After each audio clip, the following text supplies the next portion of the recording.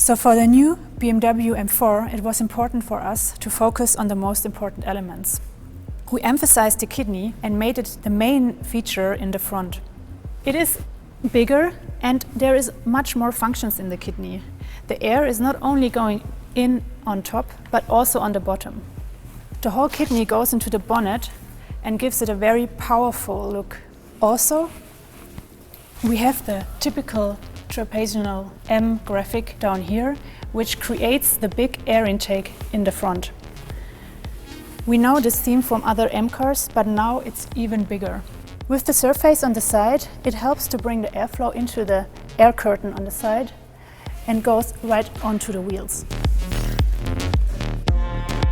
The car has a wider track than the series car. This is good for driving stabilities, but it's also great for design because the car gets better stance. To emphasize this, we have a crease line here in the wheel arch in the front, so the car gets really sitting on the road. When we go in the back of the car, we have the same sharp line than in the front.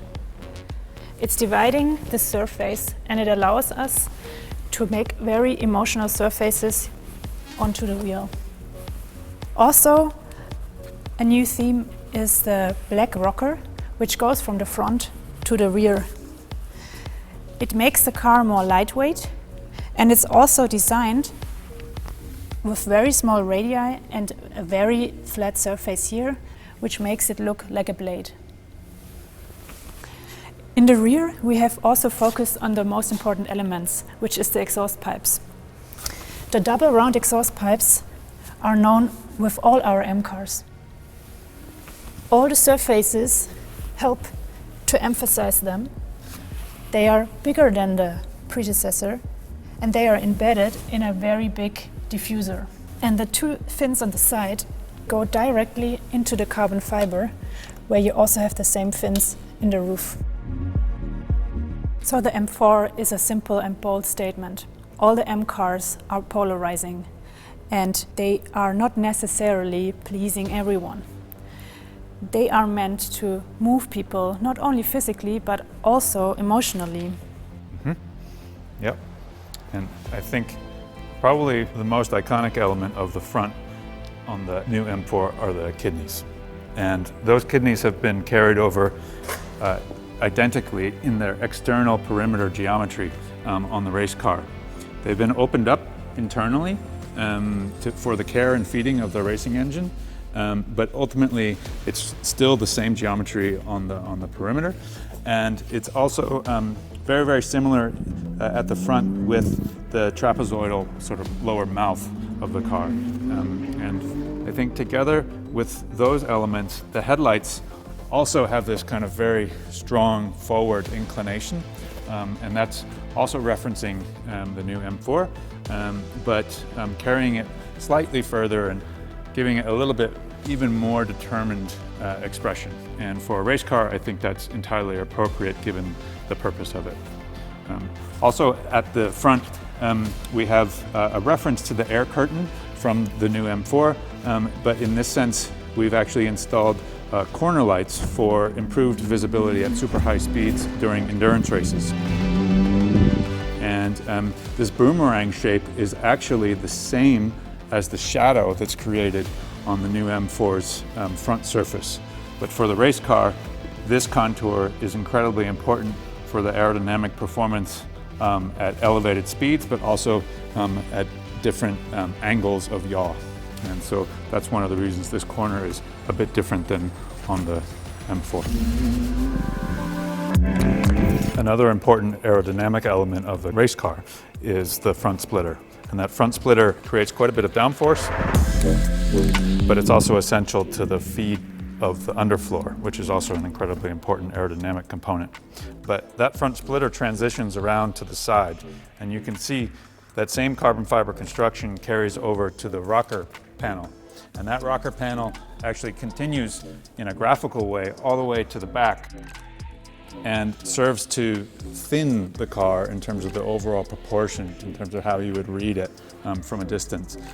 There's also a kick on the race car that gives a little bit of a forward inclination to that lower graphic. I've noticed, I mean, this is something that we already know from the M8 GTE. Yeah. And we have also implemented it in the series car, the black element, to give it more of a lightweight feeling. Exactly, right. Yeah, it helps the proportion. I think the other aspect of the new M4 production car is that it has this kind of continuous loop from the A-pillar down to the air breather detail on the body side, and then down into the lower feature line of the body side. And the race car picks up on that exact same constellation. You'll notice we actually don't have an explicit air breather, but rather an entire area dedicated to letting exhaust air out of this area of the car.